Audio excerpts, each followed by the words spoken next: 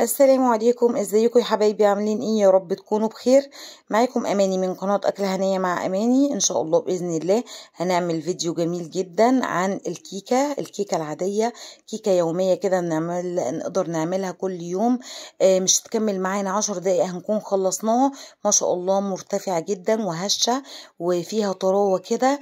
تقدري تعملي الكيكة دي اي وقت انت حباه، تقدري تشربيها بالشاي، او تقدري كمان تجيبيها كده نصها وتحطي جواها مربى او كمان كريم شانتيه، او زي ما انت حابه تاكليها كده ساده جنب لبن بشاي او لبن. والله العظيم تحفه تحفه تحفه. عايزه اقول لكم حرفيا الكيكه دي عملتها ما كملتش معايا 10 دقايق بجد، والله العظيم هشه جدا. عايزه اوريكم كمان هي مرتفعه ازاي. الارتفاع اللي هو اصلا خلاص يعني قربت تغطي على الصينيه كلها. واللون بقى يا جماعه والله العظيم جميل جدا، وشايفين الهشاشه ما شاء الله، الله اكبر، جميله جدا. بس عايزين بقى كده كلنا مع بعضينا يلا كده واحنا بنشوف الفيديو ده ننزل نعمل لايك للقناه وللفيديو بتاعنا بتاع النهارده، واشتراك لو انتوا لسه مش مشتركين عندي في القناه، عشان نعمل لكم بقى الكيكايه بتاعتنا الجميله دي، وعشان يوصل لكم اشعار باي حاجه بنزلها اول باول كده على طول. وابقى خدوا جوله في الفيديوهات اللي انا بنزلها. تمام. الكيكه دي حرفيا جميله جدا، كانت من انجح الكيكات اللي انا كنت بعملها قبل كده، من حيث الهشاشه ومن حيث انها طعمها حلو قوي، مش ناقصها حاجه بصراحه يعني. ما شاء الله، الله اكبر. فيها فراغات كده وطريه في ايديكي وانتي ماسكاها. والله العظيم تحفه تحفه. يلا بقى نشوف مع بعض الطريقه معانا. هنقول ايه مع بعض في المكونات بتاعتنا؟ عندي 5 بيضات، طبعا بدرجة حرارة الغرفة او درجة حرارة المطبخ عادي، مش محطوطة في التلاجة، عشان يكون من عوامل نجاح الكيكة بتاعتنا وانها ترتفع وتعمل ايه فوليوم كده عالي. تمام. وكل ده هنعمله في الخلاط، مش هنحتاج بقى ولا مضرب ولا حاجة، عادي يعني. اللي مش عنده مضرب مش مستاهل اصلا، هي خلاط. وهنضيف كل المكونات معانا. ضفنا كده البيض ال5 بيضات، وضفنا كوباية بس مش كوباية مليانة، يعني 3/4 كوباية من اللبن. تمام. زي ما انتوا شايفين عادي، ممكن يكون اللبن دافي بس مش سخن قوي. تمام. او ممكن بارد مش هيأثر قوي. برضو نفس الزيت، زيت ذرة، زيت نضيف كده. تمام.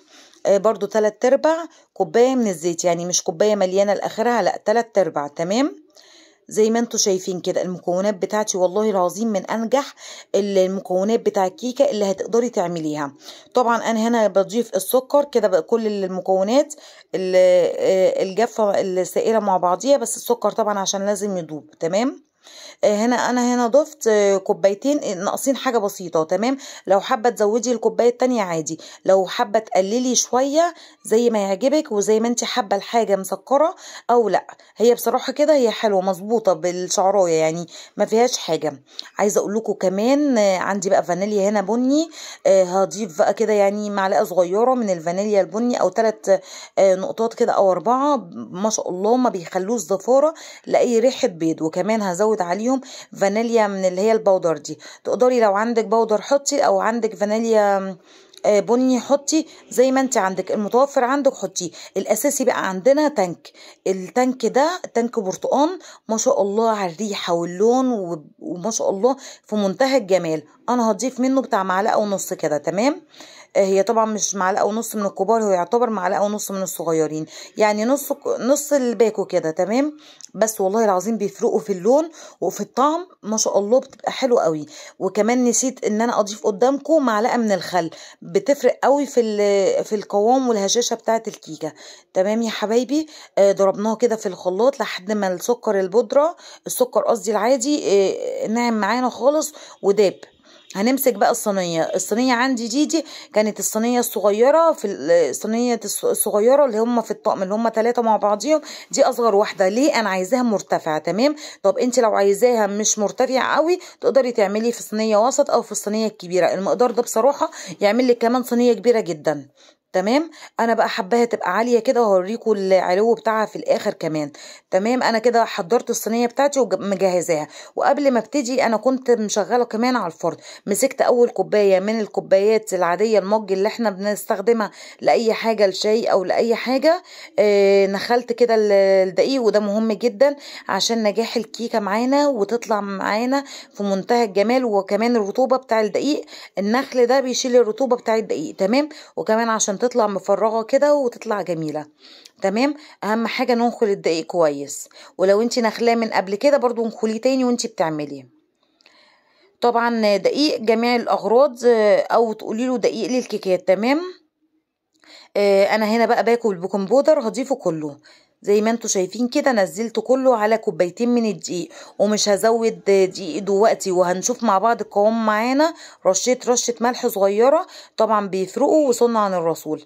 مسكت بقى السائل بتاع الكيك بتاعنا مع بعضيه كده، نزلت كده بيه على الدقيق والبيكنج بودر زي ما انتوا شايفين كده. هنزل كل اللي في الشفشق معايا. طريقة سهلة ومش هتاخد معاكي 10 دقايق، مش هتكملي حاجة اقل كمان من 10 دقايق. هتكوني حطيتي الصينيه في الفرن ومنتظراها بقى تطلع معاكي كده. تبقى والله العظيم بتبقى جميله جدا. ومضرب عادي، مضرب سلك عادي، وتبتدي بقى تخلطي كل الكلام ده كله. اخلطي كويس جدا جدا، بحيث ان كل المكونات الدقيق يمتزج مع السائل اللي احنا عملناه بتاع الكيك. تمام. اهم حاجة يعني قلبي كله، بحيث ان ما يبقاش فيه في قاع الطبق البولة بتاعتك دقيق. شايفين بقى الفقاقيع دي بيدل على ان الكيكة هتطلع ناجحة وهشة. لو طلعت معاكي الفقاقيع دي والله العظيم تعرفي ان على طول الكيكة بتاعتك ناجحة وجميلة. بص، مجرد ما اقف الاقي الفقاقيع دي اللي انتوا شايفينها. شايفين الفقاقيع؟